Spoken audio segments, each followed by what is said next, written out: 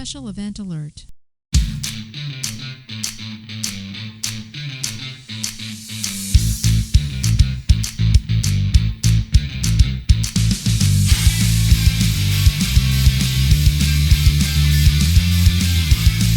I brought the wrong colored t-shirt to change into after PT, which is excuse number 120 for being late for changeover, your weekly space news and variety show.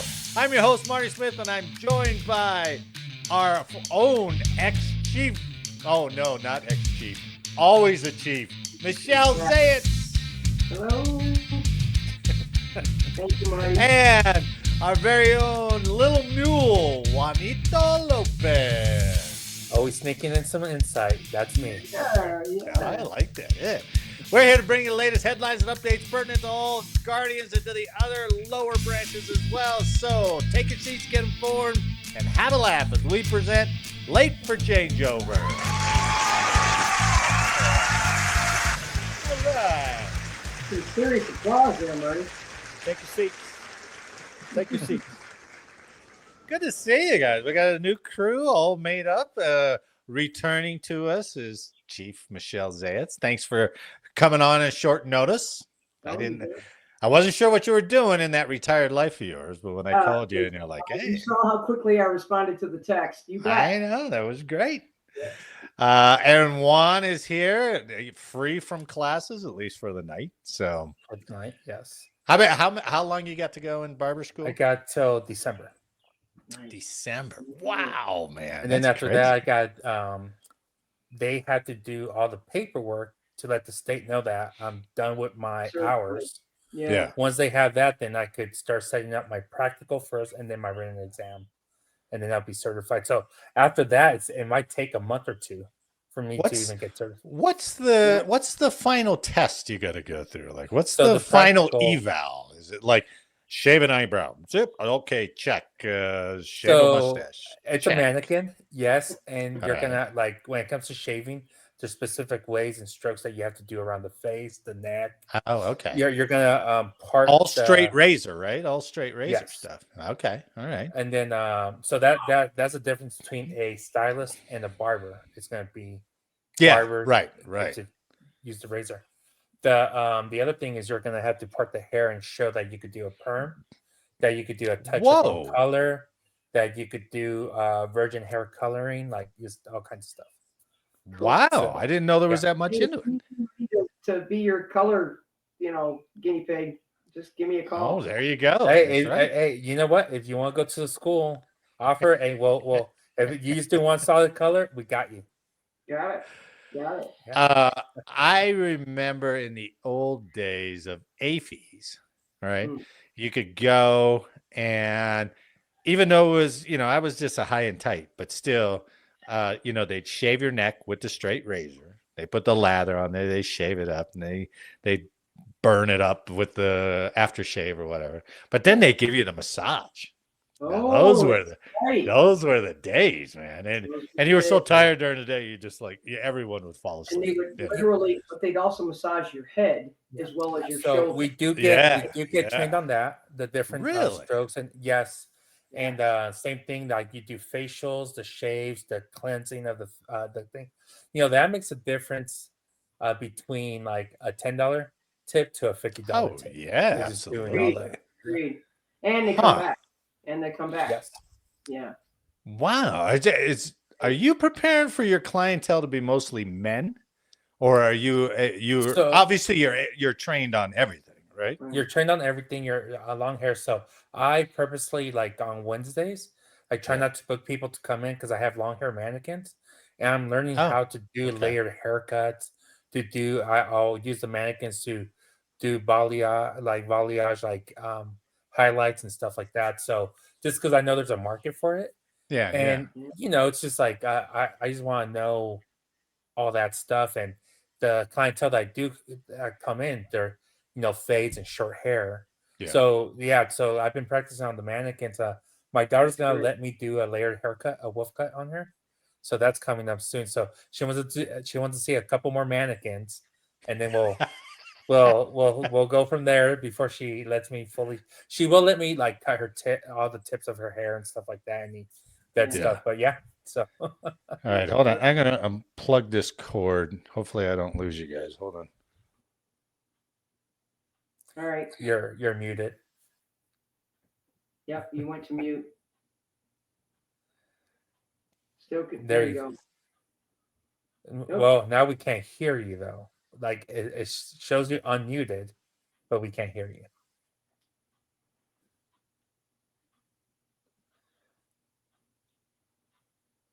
Nope. He's there. He did something. Okay, there we go. All right, there we go. Yeah, it flipped. God dang this thing. I wish I had a producer. I wish I could be big enough to be a producer. Hey, we're 97 subscribers on YouTube. We're only 3 away from 100 subscribers. So, Hey, so anybody listening, subscribe to us just so I can hit the 100 mark, or so we can. and hit Marty the 100 will mark, make right? sure if you are the 100 subscriber, he will get you on the show. I'll send you a mug. But you got to tell me how to leave comments, because I watched the show last week, or when it's been recorded appropriately. Last week was vacation week. But how do you leave comments? Do you have an account on YouTube? Yeah. You do? And it won't let you leave a comment? I might be able to, but nobody else ever does. So I didn't know if there was. Oh, I know. There's one guy who always likes this. AC, he goes by AC Slater. I'm not sure who that is. But yeah, do it. Man, who knows? Maybe we get groundswell. Since I didn't see any that they weren't, you couldn't because it's been. No, it's because nobody comments. Okay, but you got 97 subscribers. But maybe we can bring them up with a few stories today to make them comment. So, Jake is in Australia for his job. Eric is in Spain for his wife and pleasure. And poor Anna is, how does she put it? Let me see how she put it. She couldn't be here tonight because she said, I'm getting my poop shoot camera tomorrow. Oh, she's doing a colonoscopy. Fun, but necessary. Well, I suppose, yeah. I didn't know that was a thing for women. So. Marty. Oh my God. I don't know. I had one at my 50 and I had one at my 60. And I'll tell you, I have to do it. I have to do it every 5 years. I did one. I did one a couple of years ago, or maybe it was last year. And my wife was off visiting her daughter, right? Okay. And they're like, "Do you have somebody to drive you home?" And I was like, "No." And I'm like, "Well, you got two options. You can either, because they do the Starlight, whatever whatever that anesthesia. If we give you that, you got to stay here at the VA hospital overnight." Yeah. I was like, ugh. Or you can go without it. So I was like, let's go without it. Oh, you took it like a man. And I was like, I was okay up until this one part. She goes, this part's really going to hurt because we got to go the right turn or whatever. Right. Yeah. And I was like, oh my God, this is the worst decision in my life. They didn't even give you a Valium to relax? Nothing, because I had to drive home. And so they were like, okay, you get nothing. And I was like, not even a glass of wine, no wine and dining. Nothing. They didn't even hold my hand. No, they didn't encourage me. So the second time I got one done, the first time it was a Chinese finger trap. They went through my mouth and my rectum, so they had to do a double thing, right? Yeah. So they found some polyps, and then so So after that, you have to go every 5 years. The second time, it's at the VA, but they had contracted out to the CU hospital to come in because they. So I wake up like right towards the end, like not the end, like maybe had like 2 minutes left. Wake up, I see the camera. I'm looking at it. I was like, oh, do you need to go back to sleep? I was like, you know what? Some people pay for this, so I'm okay. I want to see it. You started laughing. I want to look up on the screen and see what I'm seeing. Yeah.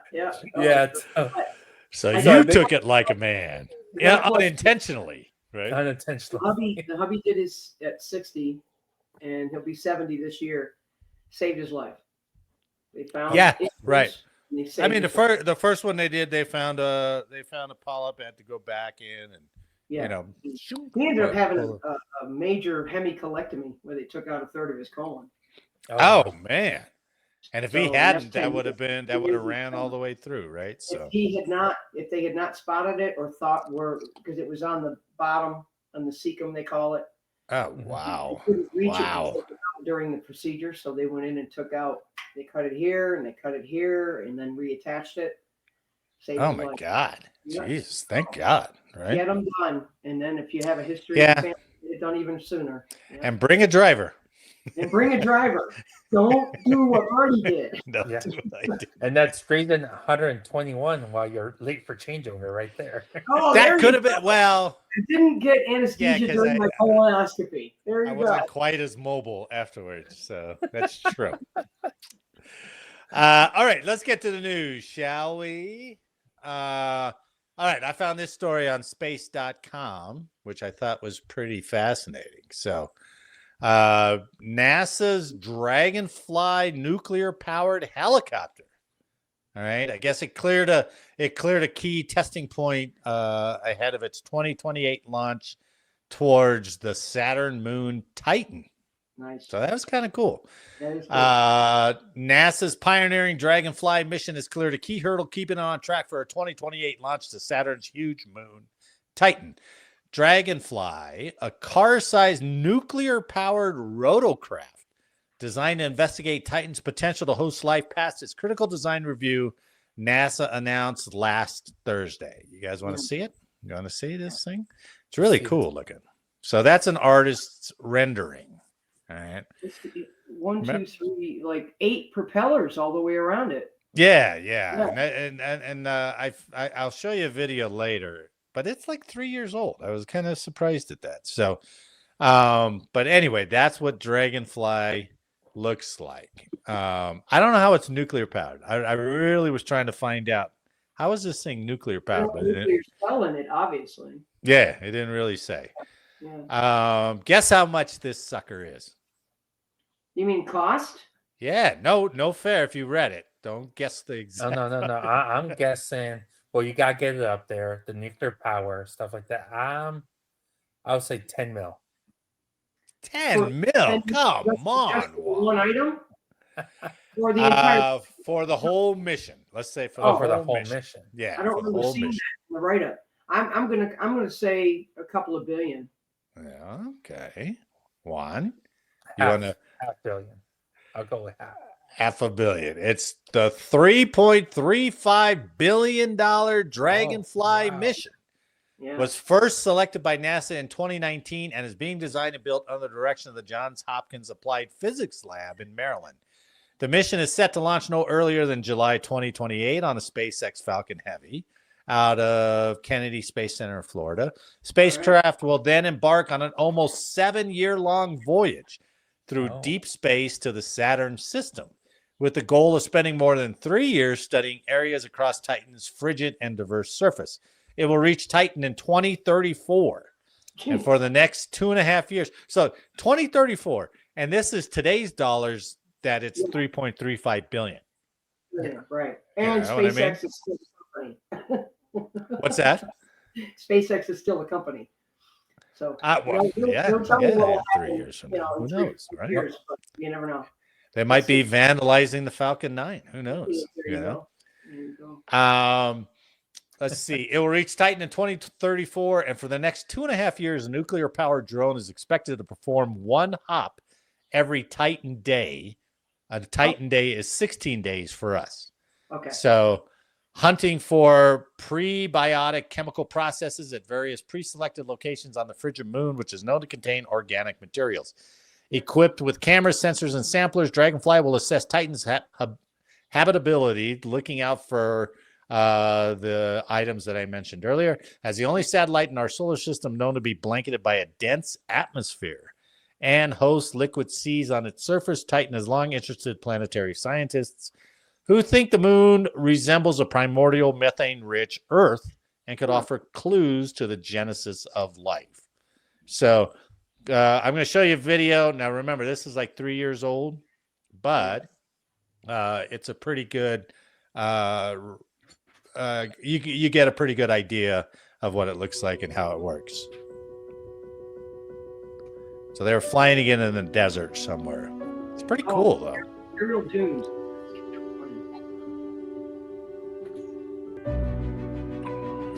See, that doesn't look like the size of a car, though, does it? No, that's a good sized drone. It's over here. Unless it's a smart car, though. Yeah, it looks a little smaller, but But again, this was years ago, so it may have. I couldn't find a. It could have been the prototype. Yeah. That could have been. Yeah, right. Could have been.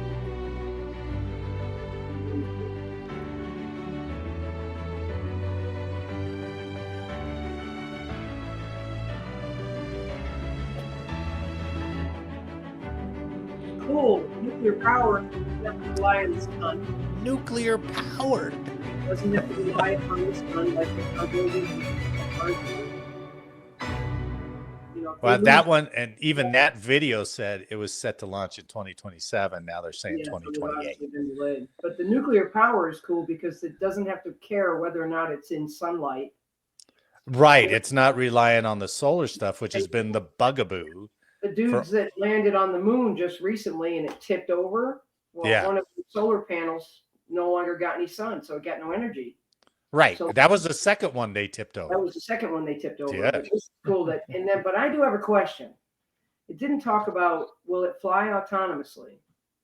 Meaning, will it know what to do? And right now, it takes about 20 to 30 minutes for a message from us to Mars to reach any of our rovers. Yeah, and this is farther out. Hours. I asked the hubby, he's the expert. He said, how long will it take for a message to get from command center or control center here to Titan? He's hours, 8 to 10 hours there. Yeah. And then back. So well, I can only imagine it's got to be like a pre-programmed hop sequence, right? Yeah. And it makes a lot of sense. The thing that hit me, and that's a good question, Michelle, but the thing that hit me is like, why are we, all the rovers we see are like treads or wheels. Right. This makes brilliant sense. If Titan has the atmosphere, obviously to do that. You couldn't do it on the moon. I get that. But so it would make sense. It's like, hey, fly and land at this next point. And then it lands. Enough to know where there's mountains and where there's not. So they just have to make sure it knows to stay above a certain elevation so it doesn't crash into the side of a sand dune or something. It's really smart. All right, Juan, you're so on the Dragonfly, yeah, stats and stuff. According to Wikipedia, and they got all their stuff from NASA. The command is going to take anything from the messaging to radio waves will take 70 to 90 minutes one way. Wow! Whoa! Really? The hubby was wrong. I gotta tell him. Well, Juan's looking at Wikipedia too, so well, and the resource is NASA. So because according to this, is on the NASA website. 90 minutes there, or is that round trip? It's got to be one way, right? One way. So Well, so it is a few hours if you're going back and forth, right? 90 minutes. Right, okay, so I'll let the hubby. It's an hour and a half, right? Right. When you do minutes, you think of it shorter, but no, it's an hour and a half one way. Yeah. By the time it comes back, you're talking about 3 hours. Right, exactly. I think it's smart. Cool. Yeah, it's but it does have a lot of moving pieces to it, right? I mean, if one blade doesn't work, maybe it still has enough. Maybe it just limps to the next one. It looked like it had 8 of them, like double stacked. Right. On each side. I don't know. Well, and also the payload, like once the rocket goes out there and launches the payload out there, that payload still has to navigate through all that. Like, I don't know how. I can see them landing it the same way they did the rovers on Mars. Giant balloons comes through. Right. Then expels its exterior shell and now powered up. But it has. But that's another interesting thing, right? Because the normal rovers can drive away from the landing stuff. Yeah. This thing has to be all clear to move, power up and fly. Yeah. Right. What if it gets? Is it gonna have gyros to make sure, the payload, the payload, where it's inside, for it to actually land Yeah. properly.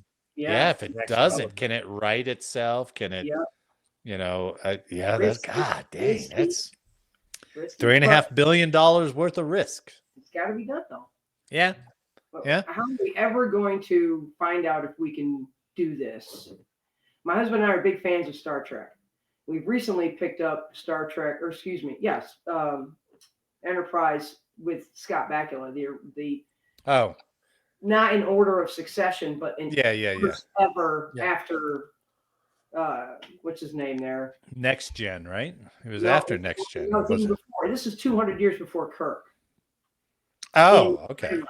In Well, the then I don't time, know. and it's 200 years before Kirk. 100 years after the first guy found propulsion to get into orbit. What's his name? Okay. Cochrane, whatever. I can't remember. But we are loving it because it Pike. shows almost our generation dealing with the exploration that we have to deal Oh, with. I see. Yeah. You Also, know, they're doing all the studies and stuff. 2137 is the year. So it's only just over 100 years from now. Did they have warp engines at that They did. time? They only go warp 5. Oh, 5.0 was the fastest they could go. And they're meeting new Vulcans because they have a Vulcan on the crew. But it's really cool to see how they reference stuff on Earth. Yeah. The moon and Mars and then all the other planets. It's pretty cool. But You think there's been a show more influential on future design stuff than Star Trek? I mean, Star Trek gave us the flip phone, right? It did give us that. they give us quite a bit. Communicators. Yeah. Right.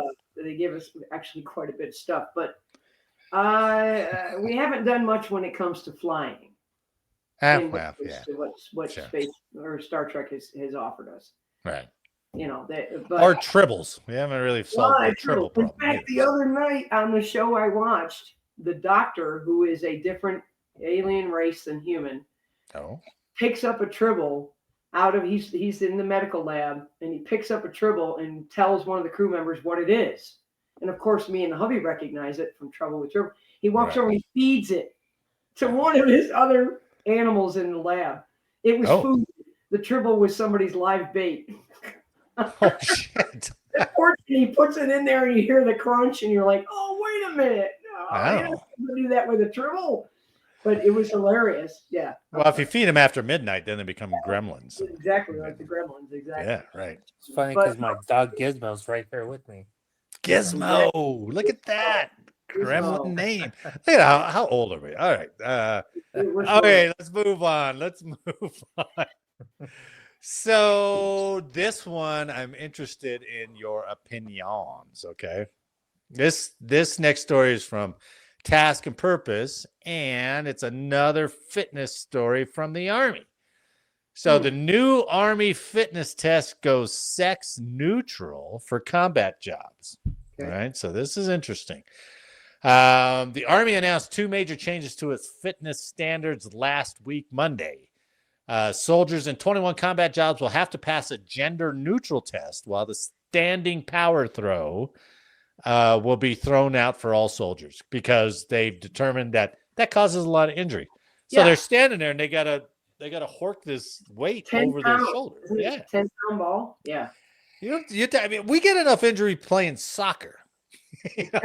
Part of your fit test is to throw this weight backwards. My back already. My back. What are you going to do on the battlefield? That you've served in what, armor or? I was artillery. Yeah, we weren't throwing stuff over our shoulder. Right, you had something that could project it towards. Yeah, right. I don't understand why that was even in there in the first place. I know it's kind of interesting, but the move rebrands the Army Combat Fitness Test as back to the Army Fitness Test and will become the services test of record starting June 1st. The test, which is semi-annual for active duty and annual for National Guard and Reserve, will carry over 5 events: the 3 repetition max deadlift, hand release push-ups. Now I still haven't really done those, but you got to go down and then take your hands off the ground and then push back up. Oh, it's not clapping in between. So you can't get that rock that some of these guys do. You got to go down, take your hands off, and then put them back. Oh. The sprint, drag, carry, a plank, and a 2-mile run. So it's kind of nice that they got rid of the sit-ups. That old way of sit-ups that was What's no a good for plank? the back. What's a plank? I think just the plank. What on your elbows? I think Yeah, you're like elbows and this, toes. and then Yeah, you're straight. You're yeah, straight. yeah, yeah. And you got to So it's keep your like Your body body's straight, straight. and you're just holding your body, And I like think you're you basically gotta, just yeah, bracing yourself straight. Oh, yeah, okay. for a period of time. I don't know what the time is, but Okay. So the thing about, like, we always talk about how there's injuries, right? And I'm thinking about, if you're doing that with the push-ups, right, and your wrist, right, you're just like yeah, yeah. catching. I was like, I mean, what's the added benefit of doing that? Like we're in the assessment. I think what it is because you have this is my guess, but you have too many people who don't go down far enough, right? Right. Or you have people who like do that rocking motion to kind of, and I think Really? this eliminates all that. Right. Right. Yeah. Yeah. I don't know what the reps are required. I should have looked that up, but it just seems like so hard to do for like a high number of reps. Right. But I don't know. Yeah. But starting January 1st next year, men and women will have to meet the same requirements that they are assigned to any of 21 combat-focused military occupation specialties. Though the final required scores were not released on Monday, so they haven't determined what passing is and all that kind of stuff yet. Right. But Right. it's going to be close, they said. The new, quote, sex-neutral fitness requirements will apply to soldiers and officers in the infantry, special forces, artillery, armor, cav, mortarmen, and combat engineers. Okay. For those 21, and they also added special forces, I think. For those 21 MOSs, they will all be graded on the male scale, so it will be sex neutral. Command Sergeant Major Joanne Newman said. Marty, Yeah, go ahead. You just said sex neutral, but will be based on the male scale. True. How's They that- should have just said it's going to be based on one scale. But Oh, they are, Oh. I think they are going to use the male standards. the That, male standard. So, but that's not sex neutral. Unless Well, I'm it is. It's a it is- standard for both sexes. It's That's what they're trying to say. monosex now. not but- monosex. Okay, but they're going to go with what was set for men, not for what was set for female. True, which I think will change the minimums. So Okay. it goes into it a little bit here. The passing score for most people will be a 300 with a minimum of 60 in every event. For those in the 21 MOSs, the passing score will be 350 with a minimum of 60 in every event. Okay. For soldiers and non-combat MOSs, there's no change right now. They're just going to let that go the way it is. Right. Using the current scorecard, I think they're going to alter that, but they haven't decided that yet. Changes are not as dramatically different depending on the event. For example, soldiers across all age groups have to get a minimum of 10 push-ups to pass that event. For the plank, each age group has the same time requirement for both men and women. Okay. To pass the deadlift event with 60 points, women 17 to 21 years old previously had to deadlift 120 pounds, but under the new standard, they would have to lift 140 pounds. So a 20-pound increase to reach the minimum. For the sprint drag carry event, women in that age group would have to complete the event in under 2 minutes, 28 seconds instead of 3 minutes, 15 seconds. So they lose 45 seconds on that. Okay. Yeah. Command Sergeant Major Joanne Nauman said, I think that it will give every soldier, particularly in those 21 MOSs where everyone is going to have the same standard. It will give them the confidence in themselves and in each other that they're meeting the requirements, that they have the fitness necessary to be in those physically demanding fields. Okay. I tend to agree with that. She went on to say, just like I wouldn't put someone with a low test score on their ASVAB into a cyber job because there's a certain level of intelligence that we assume is necessary to do that job, there's a certain level of fitness that's necessary to do certain jobs, like in the combat arms. It's about being a fit force that's ready to fight. Yep. So I agree with that. Think about lifeguards. Let's just not even take the military, but lifeguards for a pool, I believe they have to meet the same standards, whether you're a female or male. You have to lift that amount of weight to save a person's life. Right. So I agree. I think firemen do that too. Yeah. Yeah, firemen, I think yeah. they Yeah. got to carry the hose, they got to carry the body, they got to do all that stuff. So, I think it's about freaking time. really, Yes. that's interesting. Yeah, good, good. When I was active duty 40 something years ago, You don't have to do that part. No. When you were active duty, the standards were different for men and women, and based on your age. Did they say in this article that they're getting rid of the age? No, the age will still apply. It's just no Okay, so different a male 45-year-old female standard. sergeant major doesn't have to run as quickly as a 22-year-old True. private first class. Okay. Right. Okay. Right. But especially in the combat, I'm glad they made that distinction. Yeah. Yeah. I think that's good too. If this had been Army-wide, I probably would have had a problem with it. But in the combat role, of which I've seen and read many stories, there are a lot of badass females out there that can kick the ass of many Army and Marines in the physical fitness arena. And if you can do it, you do it. Yeah. And if you can't, then they'll find another job for you. And that applies to men as well. Well, there are a lot of guys that they can't pass the standards. I think this is important, and it may be, if there may only be a 25 to 30% of women that can complete this physical fitness standard, then we're all the better for that 30% of women that can do it. I think it will also be a relief for the guys, because then they don't have to act like, oh yeah, we're all doing it equal. Oh, she getting an award for maxing her PT test, and I'm like, come on. We weren't doing it equally. We weren't. Right. But then again, it's the same standard. So if I know I'm deploying with my teammates, regardless of gender, then hey, I know that we all had to go through the same training. Same shit. Exactly. And then hey, I know that she could pick up my heavy ass and just take me where I need to go in case I fall out. Maybe and not even that, but look at how it would change the feel of the whole unit. The whole unit. To know that we're all, we're all there. Right? They've all met that standard. Yeah. What I really want to see is the 45-year-old lieutenant colonel. Yeah, well. do the same as his 22-year-old troops. Yeah, that's true. That's that's a tough one. Yeah. Decisions. They're the ones making the decisions to put their people into battle. Yeah. But I think it's finally, and we can put it to rest with Hegseth. You want to make it even standards across the board for men and women, especially in combat roles. I'm all for it. Yeah. And when they pass, Shut the fuck up. Right. Yeah. But then there's no question on it, right? Right. Because for all our military career, we've been there, and they always say how the Army's, the military's leading the culture, right? Look, we're the first to integrate. We're the first. Look at it. We have women in combat now. We have women doing all this stuff. But everyone knows it's like, but your standards are different. Exactly. So I bet you men could not, and I got to tell this story.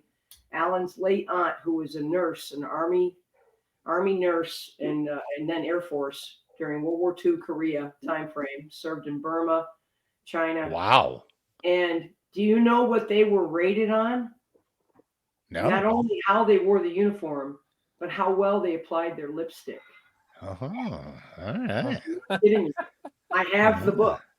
Really? They gauged women in the military in the 40s and 50s on was how well you dressed. Yeah. And it's because of things like that, like things like in history, that the term token, a lot of people always think, it's my token black friend. No, the word token actually came from treating women as that token in the they're here with us. They're right alongside us. So like that's actually where the term comes from. And it was like things like that, like treating them delicately or treating them more like, hey, you have to be very feminine, and that's So, but on the same hand, I remember in the 90s when that big push was to integrate women into the Citadel. I think it was the Citadel was the first not the first one, the first non-West Point academy, not the first military school to do it. And they were traditional. I think it was a Citadel or VMI. I can't remember. But they finally, like, the women won their court case, and there were like 3 of them that went, and they all dropped out like before the first year. Yeah. And so it was just like, were you just trying to pioneer it with no real intent to graduate from the Citadel? Well, but I think they were like the first ones too. So I think even breaking that culture, probably like they probably had. They're like, oh wow, like we're getting hazed for doing this. Like we're like, I think there's probably other factors. And was it the right way of doing it? And could the school step in? Yeah, but then again, even the school had to embrace that culture. So they probably let you know what, the men are probably gonna show them out anyway. So let's entertain it. Yeah. Welcome, ladies. Yeah. Well, they had to, right? It was legally they had to, right? Yeah. They had won that challenge. But the problem is that it's Citadel. It's not like Harvard Law School. Because the Citadel gets assessed with ROTC. They don't get assessed with West Point and all that. So it's a Citadel. I don't know what you're getting out of going to the Citadel other than a look at me thing. That's what I had an issue with. G.I. Jane, that's a perfect example, because in the movie with Demi Moore, it was a senator that was trying to push that. Yeah, good point. Yeah. She sponsored her until it became, not comfortable for her to do so. But they didn't change the standards for that character in the movie. She went with what the men did. Now, most academies, Annapolis and Air Force Academy and West Point, you have to pass the same physical fitness standards, I believe. Do you? You might be right. Yeah, you might be right. To graduate, at least, if it's not, it'll be interesting to see when that changes. If they're already changing combat arms. Yeah, because if you don't really know what role you're going to go into in the Army, if you're going to be combat or not. Right. These standards that we're talking about right now are based on combat roles, so 21 different combat roles. But I think it's fabulous, and if they can do it, more power to them. Kick ass. Sure. Yeah. Yep. Where in the Air Force do you think? I mean, because the Army's structured, they have combat arms, combat support, and then combat service support, right? Okay. And combat arms is obviously infantry, armor, artillery, that kind of stuff. Combat support is your medics, your maintainers, that kind of thing. Combat service support is quartermaster, hospital, beans and bullets stuff. So Air Force is not really rated that way. There's combat comm. But it would be interesting to see if like they did that for security forces. Right. For example. As they should. Yeah. I mean, especially we had, Marty, you remember in the 310th, we had many of our personnel, security force personnel, that were there in lieu of Army personnel to Iraq as well as in Afghanistan. And the females that went too, and they had to meet the same exact standards. Sure. As the men did, So you've got to be able to do the job. You've got to be able to lift your fireman's carry. You got to be able to reload your weapon under duress. You got to be able to do all the same things that the men have been doing for eons. Yeah, that's true. Yeah, you do. All right. Very cool, man. Let's see what we get any comments on that sucker. But all right, this hey. That will be interesting to see how pilots. Speaking of pilots, okay, we all look to pilots. Is there a more glamorous job in the military than a pilot? I would think probably not. Or maybe you could get some arguments, but pilot is generally, you're a pilot. You're badass, right? I mean, we've seen the Blue Angels stand in line. We've seen the Thunderbirds stand in line. Those guys are they're carbon copies of each other, man. Rail thin. If you're in the Space Force, the space operator is a pilot. To stop that. How many sorties did you do on that satellite today? All the time. Oh my God. So we're always in awe of that stuff. But there is a behind the scenes portion of the pilots. There's many behind the scenes portions, but this story covers not the most glamorous part, but a real fact of the pilots, right? So from Task and Purpose, Air Force pilots are going to get a new way to pee at 30,000 feet. Now, this sounds funny, and it is funny, but when you go through some of the things that this results in, right, that you don't think about, it's a pretty serious issue, even for a pilot. So for decades, many military pilots who heard nature's call, particularly those who fly fighters and especially women in those planes, faced an unpleasant reality. Use the decades-old, what they call piddle packs, or other devices designed for mid-flight peeing, or they could hold it the whole way, or risk dangerous dehydration by drinking so little water that you never need to go. Did you ever think of that stuff? I was like, whoa, that's what they do? Yeah. Okay. There's a new device dubbed the Advanced Light Relief Universal System, or ARUS, which was developed through an Air Force Innovation Incubator program. But let's go back and see what they have to suffer through. So for as long as there have been planes in the sky, pilots in single-seat aircraft like fighter jets or others with ejection seats have had to unbuckle their harnesses, shimmy up from their seats to find a position that allowed for relief. So like we've maybe not all of us, but some of us have done on long road trips, right? You got to do the same thing, right? In rare occasions, the urge to go has led to fatal accidents, including one A-10 pilot who failed to restrap himself properly into his parachute after using a device to pee, only to be forced to eject later in that flight, and it killed him. I know. I didn't even think of that stuff. But while mishaps are rare, drinking too much water is a daily struggle, particularly for women pilots who fly fighters, who have long found even traditional piddle packs to be woefully inadequate. Many say they regularly fly while dehydrated, hurting reflexes and leaving them susceptible to G-induced loss of consciousness, just to avoid peeing on a flight. Can you imagine that? You're going into a flight with a headache because you haven't drank all day? That's crazy. And what do they tell you? The first thing they tell you when you travel commercial airlines is hydrate. Right. You can't fly all day, right? And you're changing an atmosphere. And we're not even pulling any G's. Exactly. Well, we could, but we'd crash. Yeah, well, inadvertently, yeah. Then your water doesn't matter after that. Doesn't matter. Yeah. A 2023 survey of Navy flyers found that nearly 93% of female pilots and air crews stationed in California, Japan, and Spain said they would tactically dehydrate to avoid having to pee in the cockpit, sometimes not drinking water on flights as long as 8 hours. Oh, no. Yeah. God dang. Not good. Researchers have found that dehydrated pilots can have lower G tolerance by up to 50%. Leading to G-induced loss of consciousness, a reduction of the physical and cognitive abilities, headaches, and altered vision.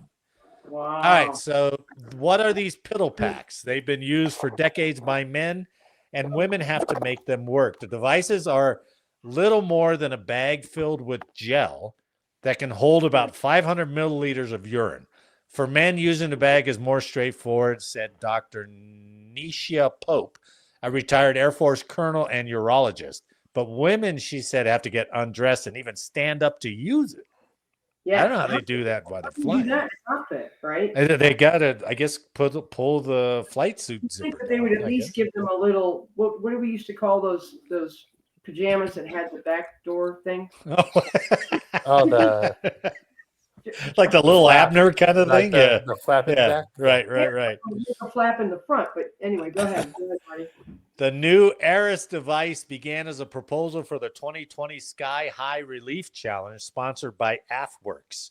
The challenge called for a urine collection system that could be used by women pilots and for flight missions lasting up to 16 hours. Don't the B-52 guys, weren't they flying from Barksdale over to the Middle East and back? But they've got other guys. No, I know. Pilot but the length of the mission. True, but they have bathrooms. Yeah, that's true. That's true. And then you put it on autopilot and let another guy take over. This device comes with 5 different cups for women and 2 sizes for men that are attached to a pump and collection bag that can hold up to 1,800 milliliters or 4 to 7 urinations, according to Colt Seaman, founder of Aerion, the company behind the device. The device also comes with dual knit fabric underwear to make it more comfortable. Okay. Cool. I didn't find a picture of it, but they said the devices worked so far in Air Force testing. Kayla McCabe, a female fitment coordinator at Air Combat Command's Aircrew Performance Branch, said they found that it, quote, did not hinder movements while pilots were doing critical flight maneuvers, such as close air support like airstrikes and defensive counterattacks. So they're working on it. I never really knew. And the article went on. There was another colonel they quoted she said, I've been bringing this up for 30 years. And I was like, yeah, I guess so. Yeah. Yeah. You got fighter pilots dehydrating themselves. Or the mechanism that they gave them was not effective. Yeah, what are you going to do? Just you end up soaking wet or, like whatever. In the first flight, suborbital flight for, the Mercury, or it was Mercury. Oh, yeah. And in the right stuff, he says, I need permission to urinate. I've been sitting on the pad waiting to go for the last 4 hours, and he filled himself with coffee that morning, and he peed. Right. And the scoop filled up, but it didn't break it. Yeah. And yeah. I'm going to tell you this quick. My daughter works for a company that has fleets of vehicles, okay? And her vehicle had to go into the repair shop. So she was given a loaner that had been used by someone else. Okay. When she went to grab this vehicle and got out onto the road to do her job, she found bottles of urine in the back of the vehicle because the drivers can't find a place to go, right? And they're men, obviously. Yeah. Well, women don't have that ability to just keep the bottle and throw it out the window or leave it in my truck, right? So this is great news. Finally, along the lines of the astronaut suits finally being able to fit women appropriately as well. Right. Why are we talking about finally designing a way for a woman? I know. It does seem way overdue, right? Way overdue. One thing that stood out in that story is just the, like if you're given a system or you're working on in a certain environment, the habits you get or the things that you do to kind of get around things, right? I mean, even if you're deployed, you don't want to necessarily walk out of your billet to the, to the latrine or whatever. So everybody stocks up on Gatorade bottles because everybody knows those are the best for a guy. Those are the best pee bottles you can get, right? Exactly. Oh yeah, I mean wide mouth, stable base. It's fantastic, right? But the fact that these pilots are like, well, I don't want to, but I better not drink for a couple hours before this 5-hour flight. Capabilities later in the flight, my cognitive thinking, my ability to handle G-forces reduced by almost 50%. Right. And only now they're figuring that out. God, I can't. It's amazing that we can get technology to put a nuclear powered car size rotorcraft on Titan. Saturn, right. Yeah. But I can't get you to pee inside of a cockpit. That's just crazy, right? No, it is crazy. It is crazy. Yeah. All right. A couple weeks ago, we talked about Guinness World Records, and we did a story on Ronan the rat in Cambodia. Oh, yeah. That rat set a world record for detecting landmines in a year. Yeah. Well, Guinness World Records is back, and they have a new record, right? This story's from Task and Purpose, and an Army captain sets the Guinness World Record for a bomb suit run. Wow. Did you ever think about putting on a bomb suit and running? So am I thinking of the same suit that was in Dark Zero or Zero Dark Early? Yep, it's the EOD suit, right? Yep. It's the EOD suit. So okay. U.S. Army Captain Travis Tuning Kulik. And it's a hyphenated last name, Tuning and Kulik. He's the commander of the 752nd Ordnance Company, Explosive Ordnance Disposal. He just set a Guinness World Record for the fastest mile in a bomb disposal suit. Shit. Yeah. Let me show you the picture before I tell you. Sorry. Say that again. I bet you he needed something to pee in when he was done. I don't know. You could probably pee in that suit, and hey, it's full of Kevlar. Ain't nobody's going to question that. So this is Army Captain Travis. How do you say his last name again? Tuning Kulik, running in that full EOD suit. His time was for a 1 mile, 7 minutes and 4 seconds. Whoa. A full bomb suit weighs approximately 50 pounds. Wow. And he ran a mile in that thing in 7 minutes and 4 seconds. Jeez. He did it on April 25th at Fort Cavazos in Texas. The official ruling from the Guinness World Record takes roughly 6 months to be confirmed, but multiple witnesses on hand reported his time, which was a third of a minute faster than the standing record. Oh. Let's see. Tuning Kulik's time is 20 seconds faster than the previous record holder. A British Army officer, Mark Gibbs, ran a 7-minute, 24-second mile in a bomb suit in December 2017 for a charity event. That record has stood for more than 7 years. How many people are trying to do that?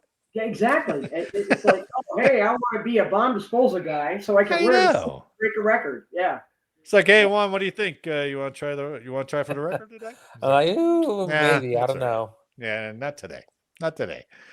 Yeah. In 2021, Army Captain Caitlin Hernandez set the world record for the fastest mile in a bomb suit for women with a time of 10 minutes and 23 seconds. Wow. So good on her, wearing. Yeah. And for a woman, obviously she was smaller, but it's still the same 50 pounds of suit. 50 pounds, yep. Yeah, so Wow. so that's pretty amazing. He You didn't know, it's have all the helmet covered down though, unless he took it off as he was running. Jeez, you're a tough Guinness World Record judge there. I would have loved to have seen what but anyway, he still carried the weight. That's all. Maybe you would have let him finish and like, hey, that's a hell of a run, but you didn't have the visor down, so none of it counts. Do it again. Yeah. Sorry. Well, we'll come back tomorrow if you want to try again. Yeah, exactly. Rules are rules. So, so good on you, Cap. Good job. He must have lost 5 pounds in sweat alone. Oh my God. Yeah. Now, granted, it was only a mile. It's still a mile. A mile is a mile. Yeah. But it's not like the Baton March or something like that. Yeah. But 7 minutes. That's still faster than I could without it. So kind of like with me and Hubby, we're in Renaissance, and we are characters at the Renaissance Festival, and we wear full regalia. Yeah. Oh, and I saw you that one time a few years ago. You did. Yep. And mine weighs about, total with everything on, the belt with all the accoutrement, is about 12 to 15 pounds of velvet. It's got to wear you out at the end of the day, right? Well, that's why I now wear suspenders to hold the skirt up at the bottom. Oh, yeah. My shoulders was killing my kidneys, but oh, I can God. running in what I wear to the Renaissance, and it was a third of the weight that this guy was carrying. Yeah, good point. So, that's a good point. Oh my God. I mean, he's a young guy. He's a captain, so he's in his 20s. But he's going to hate that when he's in his 50s. His knees are going to be shot. His hips will hurt. And the VA's going to have to take care of him for the rest of his life.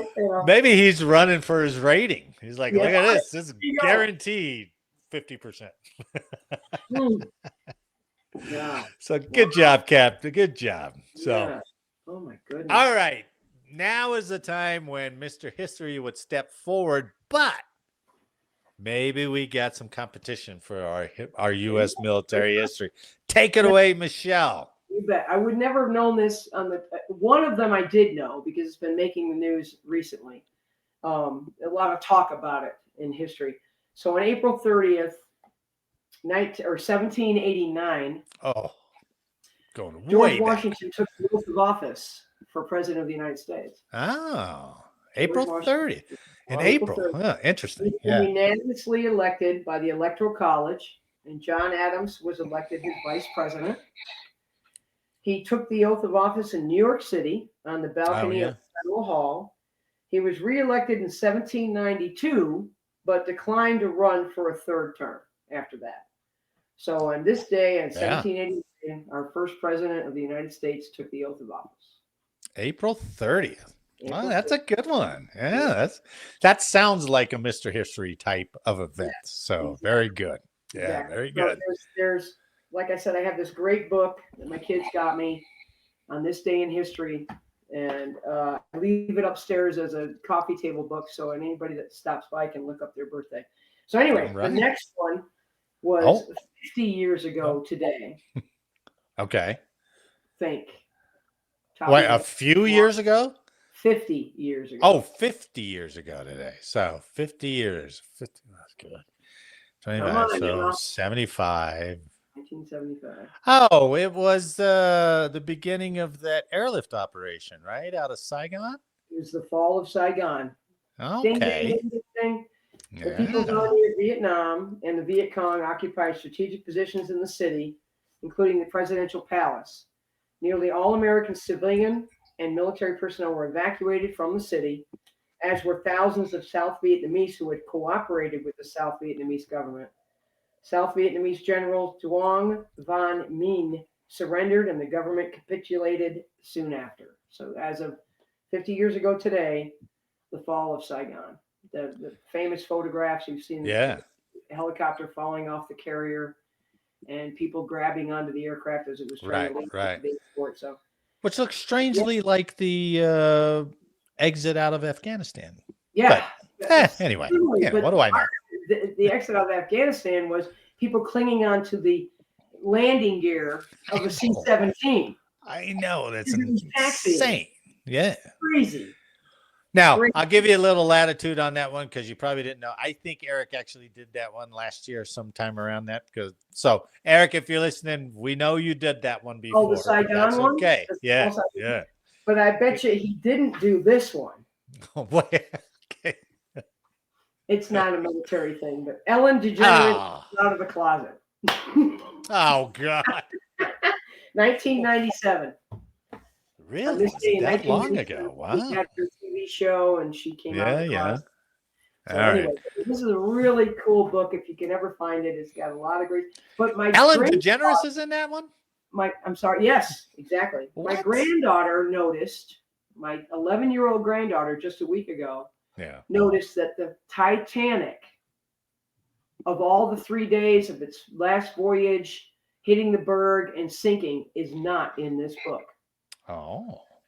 And I said, no, Caroline, you're wrong. And she said, look it up. And I did. It's not in this book.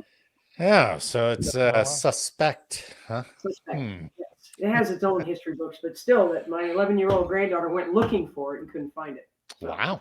Yeah. Wow, that's pretty industrious. Like, Grandma, there's only $20 in this birthday card. There's supposed to be $50 in this birthday card. There'll be more. There'll be more. Why did you short me on this change? Yeah. Write her a traveler's check. Let her try to figure that one out. So. Right. Thank you for letting me fill in for Eric. But all right, I'm gonna face the wrath because I allowed a non-military history in there, and I've chewed him out before. I consider myself military. You slipped that in. You were crafty there, Chief. You were crafty. Yeah, I'm married to one, and I've got a library that I could show you. Anything you want to know, you just ask, and I'll look it up. All right, that sounds like a great way to end up. Unless you guys got any final words? Any final words? No. Opportunity again, Marty. This was great. Oh, Chief, you're great. You're great on there. Thanks for offering the women's perspective. I'm sure Anna's listening, but she's all starlighted up, so she might not remember any of this.